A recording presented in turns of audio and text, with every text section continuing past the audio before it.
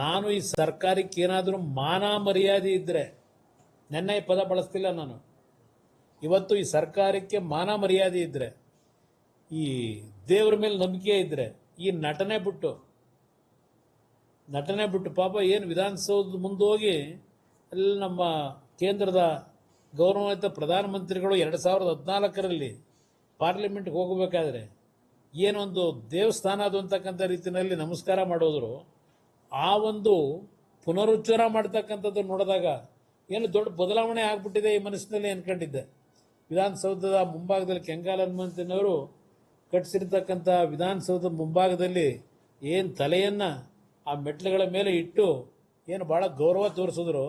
ತುಂಬ ಬದಲಾವಣೆ ಆಗಿದೆ, ರಾಜ್ಯದಲ್ಲಿ ಹೊಸ ಬದಲಾವಣೆ ತರಬಹುದೇನೋ ಅಂತಕ್ಕಂಥ ಒಂದು ಅವರ ನಡವಳಿಕೆ ನೋಡಿದಾಗ ನನಗೇನು ಮನಸ್ಸಿತ್ತು, ಈ ಬದಲಾವಣೆ ಯಾವ ರೀತಿ ಅಂತಕ್ಕಂಥದ್ದನ್ನ ಇವತ್ತು ಏನು ನಡೀತಾ ಇದೆ ಇದಕ್ಕೆ ಮೂಲ ಕಾರಣ ಪುರುಷರು ಇವರೇ. ಏನು ಭಾಷಣ ಮಾಡಿದ್ದು, ನೀವು ಮತದಾರರ ಪಟ್ಟಿಯಲ್ಲಿ ಸೇರ್ಕೊಳ್ಳದೇ ಇದ್ದರೆ ನಿಮಗೆ ಗ್ಯಾರಂಟಿ ಸ್ಕೀಮ್ ಇಲ್ಲ, ಗೃಹಲಕ್ಷ್ಮಿ ಇಲ್ಲ, ಗೃಹಜ್ಯೋತಿ ಇಲ್ಲ, ಹೇಳಿದ್ದು. ಇವತ್ತು ನಿಮಗೇನಾದರೂ ನಿಮ್ಮ ಅಧಿಕಾರಿಗೆ ಇಂಥದ್ದು ಏನೋ ಒಂದು ಇಲಾಖೆ ಬೇರೆ ತರದವ್ರಂತೆ ಇವತ್ತಿಂದ. ಪ್ರಜಾಸೇವೆ ಇದೇ ಅಲ್ವೇ, ಪ್ರಜಾಸೇವೆ ಮಾಡಿಸ್ತಾ ಇರೋದು ನಿಮ್ಮ ಅಧಿಕಾರಿಗಳ ಹತ್ರ. ಯಾರ ಮೇಲೆ ಆಕ್ಷನ್ ತಗೋತಾ ಇದ್ದೀರಿ? ಚುನಾವಣಾ ಆಯುಕ್ತರಿಗೆ ನಾನು ಡಿಮ್ಯಾಂಡ್ ಮಾಡ್ತೀನಿ, ಇವತ್ತು ಆ ರಾಮನಗರದ ಜಿಲ್ಲಾಧಿಕಾರಿ ಯಾವ ರೀತಿ ನಡ್ಕೊಂಡಿದ್ದಾರೆ, ಇವತ್ತು ಇಲ್ಲಿ ಯಶವಂತಪುರದಲ್ಲಿ ಯಾವ ರೀತಿ ನಡೀತಾ ಇದೆ, ಇವರು ಏನಾದ್ರು ಜಿಲ್ಲಾಧಿಕಾರಿಗಳಿಗೆ ಅವರ ಕೆಲಸದ ಯಾವ ರೀತಿ ನಡೆಸಬೇಕು ಅಂತಕ್ಕಂಥದ್ದು ಕನಿಷ್ಠ ಇವರಲ್ಲಿ ಶಿಸ್ತು ಇದ್ದಿದ್ರೆ ಇಷ್ಟೊತ್ತಿಗೆ ಆಕ್ಷನ್ ತಗೋಬೇಕಾಗಿತ್ತು. ಯಾರ ಮೇಲೆ ಆಕ್ಷನ್ ತಗೊಂಡಿದ್ದೀರಿ?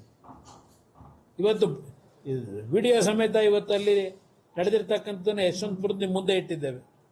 ಅದರಿಂದ ಇವತ್ತು ಕೇಂದ್ರ ಸರ್ಕಾರ ಅಲ್ಲ, ಕೇಂದ್ರದ ಚುನಾವಣಾ ಆಯುಕ್ತರಿಗೂ ಸಹ ಸಮಯ ಕೇಳಿ ಅಲ್ಲೂ ಭೇಟಿ ಮಾಡಿ ಇವತ್ತು ಈ ರಾಜ್ಯದಲ್ಲಿರ್ತಕ್ಕಂಥ ಅಧಿಕಾರಿಗಳನ್ನೇ ಮುಂದುವರಿಸಿ ಈ ಒಂದು ಪ್ರಕ್ರಿಯೆಗಳನ್ನು ನಡೆಸಿದರೆ ಈ ರಾಜ್ಯ ಸಂವಿಧಾನವನ್ನು ಸಂಪೂರ್ಣವಾಗಿ ಕೊಲೆಗಡಕರು ಇವರು.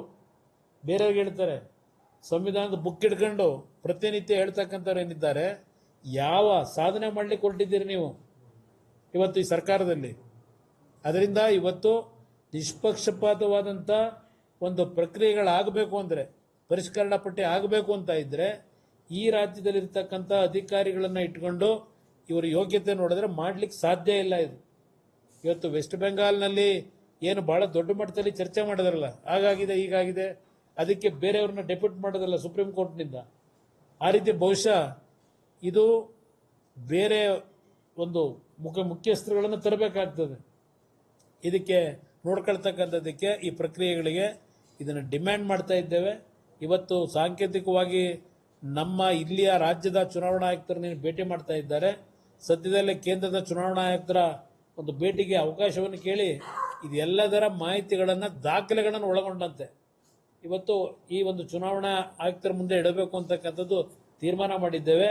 ಆದರೆ ತಕ್ಷಣ ಇವತ್ತು ಸರಿಯಾದ ರೀತಿಯಲ್ಲಿ ಚುನಾವಣಾ ಆಯುಕ್ತರು ಈ ರಾಜ್ಯದಲ್ಲಿ ಯಾವ್ಯಾವ ಭಾಗದಲ್ಲಿ ಈ ರೀತಿಯ ಅಕ್ರಮ ಮತದಾರನ ಸೇರಿಸ್ತಾ ಇದ್ದಾರೆ ಅದನ್ನು ಕಡಿವಾಣ ಆಗ್ತಕ್ಕಂಥ ದೃಷ್ಟಿಯಿಂದ ಬರೀ ಸಣ್ಣ ಪುಟ್ಟ 4 ಜನ ಅಧಿಕಾರಿಗಳನ್ನ ಸಸ್ಪೆಂಡ್ ಮಾಡೋದ್ರಾಗೋದಿಲ್ಲ.